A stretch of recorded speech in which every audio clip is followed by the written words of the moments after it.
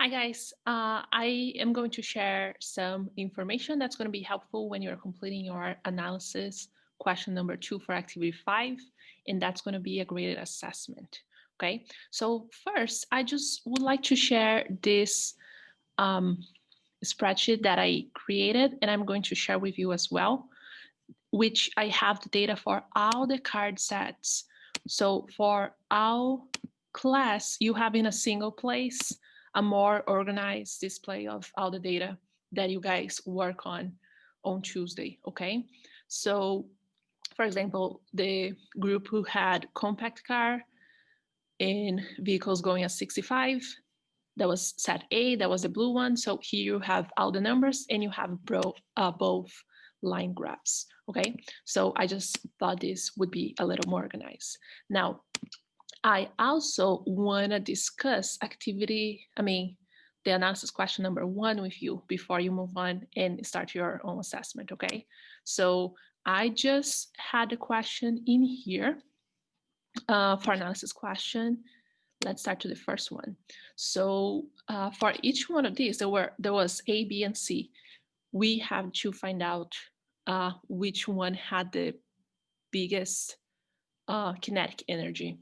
So, and the kinetic energy is being measured in kilojoules. So a compact car going at 70 miles per hour or a tractor trailer going at 15 miles per hour. Okay, so I just copy, well, this is not the best version of the graphs, but anyway, this will work. So using this, I can find out how much kinetic energy this compact car has at this speed and how much does the tractor trailer has at this speed. And this way I can compare and find out which one has the greatest kinetic energy, okay? So starting with the compact car, I have this graph that shows the kinetic energy for a compact car in different speeds. So if I want to know for 70, I just go up and go to the side, and I can see that is around 750 kilojoules of energy.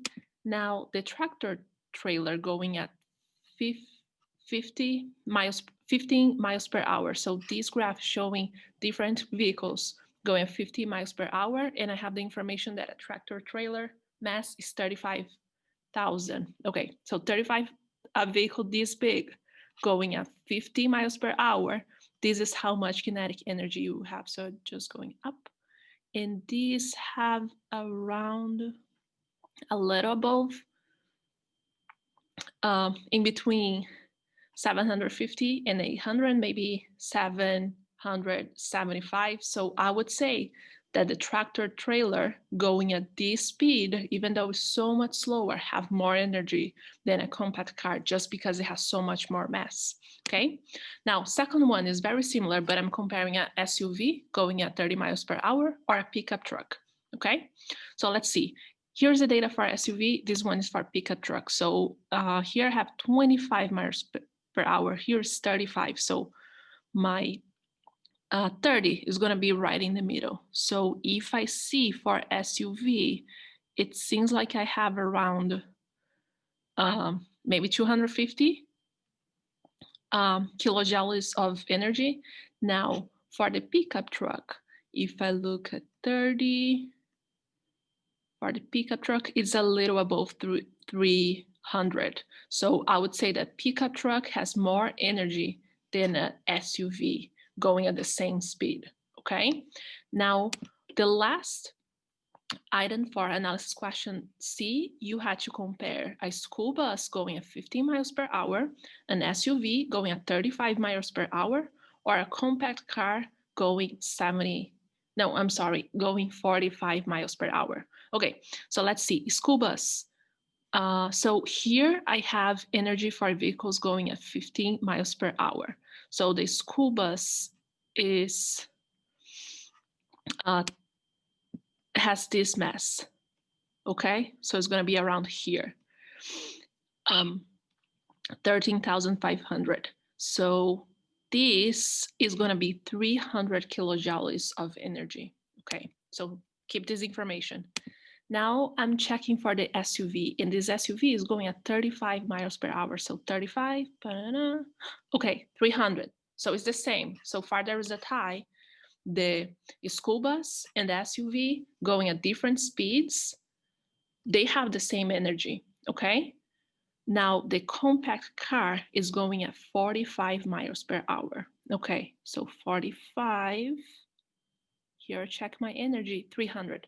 Okay, so either a bus going at 15 miles per hour, an SUV going 35 miles per hour, or a compact car going 45 miles per hour, they have the same energy, because even though they have different masses, they have different speeds. So at these speeds, they just have the same amount of energy.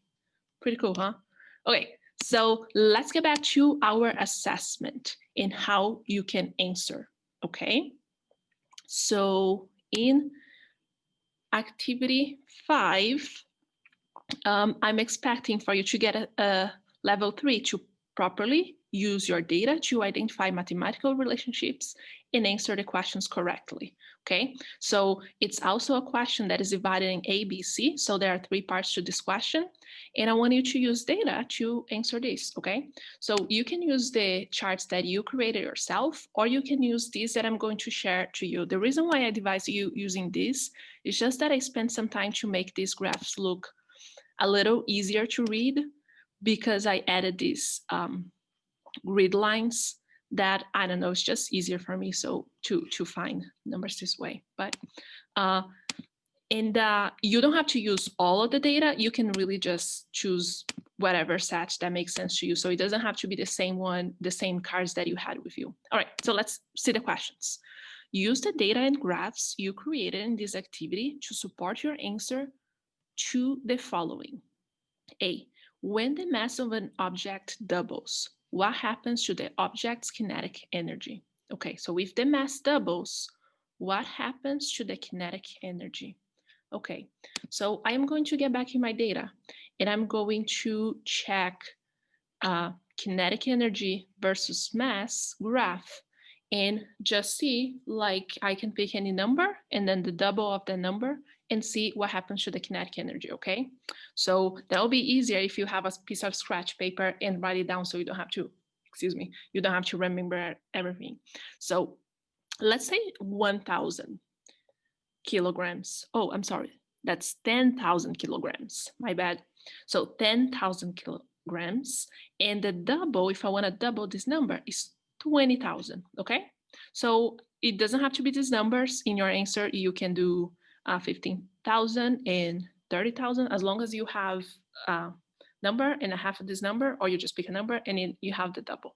Okay, so I just had to pause the video so I could fix the grid lines, because that way it was confusing. So this way I have 4 lines in between 0 and 2,000. So I know each one, it goes up by 500. So 500, 1,000, 1,500, 2,000. Okay. So if I want to find out how much kinetic energy in 10,000, I can check in here and it's going to be about 2,500. Okay, so save that number, 2,500 for 10,000 kilograms. Now, if I double the amount, I am going to have 4,500. Okay, so I have 2,500 versus 4,500. So clearly it's bigger, but bigger by how much?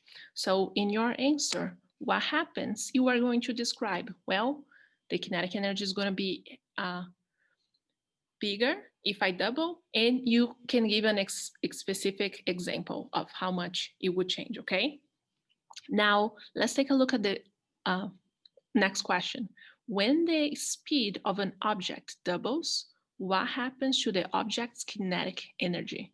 Okay, so the first one, we were talking about mass, and I was just doubling the mass and seeing what would be the effect in kinetic energy. This time, I want to know what happens if I double the speed, okay? So getting back on my data, I'm going to look at this other graph, and I'm going to do the same thing. I'm just going to pick a value, the double of the value, and see how much does the kinetic energy change, okay?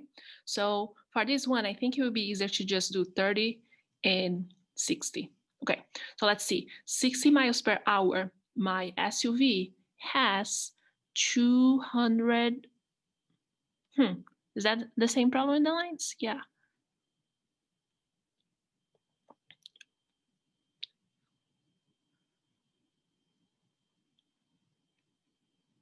You know what? I'm going to switch this one too.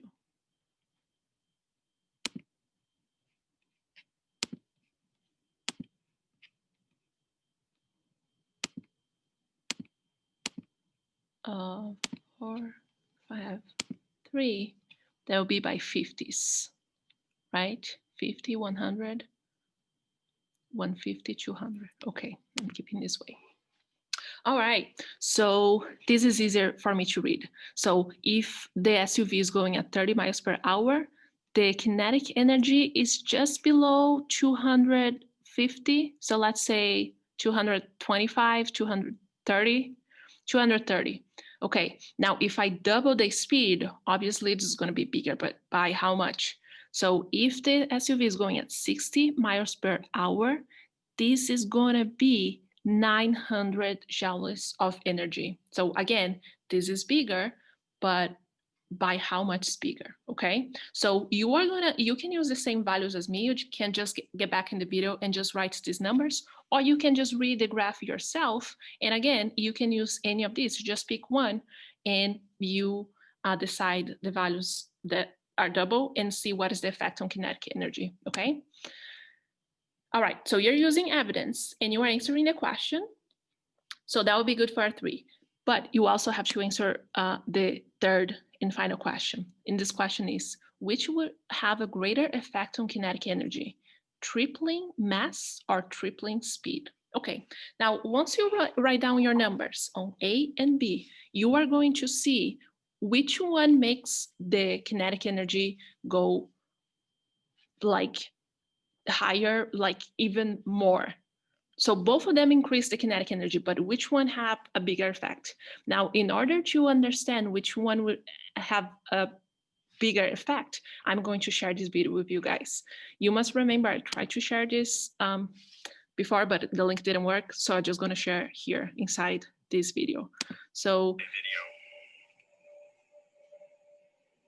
there is no narration in the video. So, and I'm sorry, it's poor quality, but it's pretty good. So in this experiment, they are using a cart, which they can control the speed, and they're using a piece of clay. So the clay, as it's hit by the car, is gonna get smooshed, okay?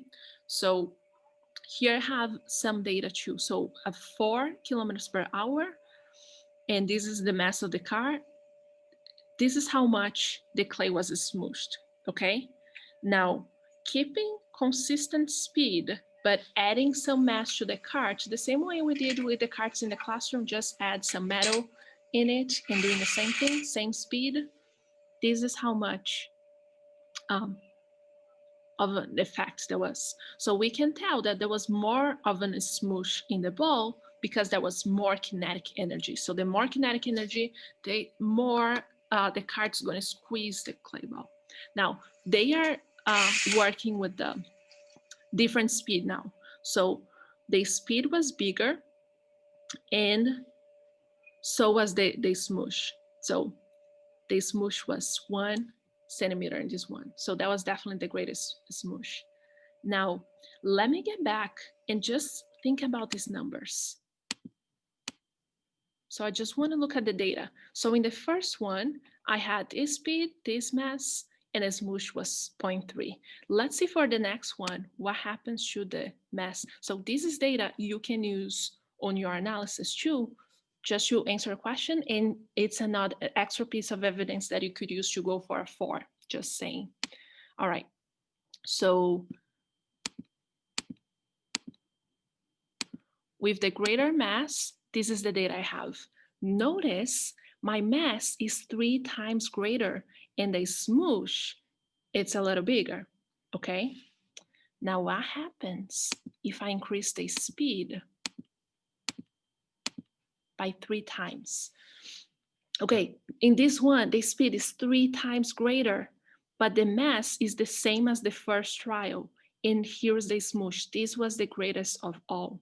So what do you guys think? Which one has the greater effect on kinetic energy? Which one can push the mass the most? The change in the speed or the change in the mass? Okay, so that's up to you to decide. So good luck doing your assessment. Let me know if you have questions.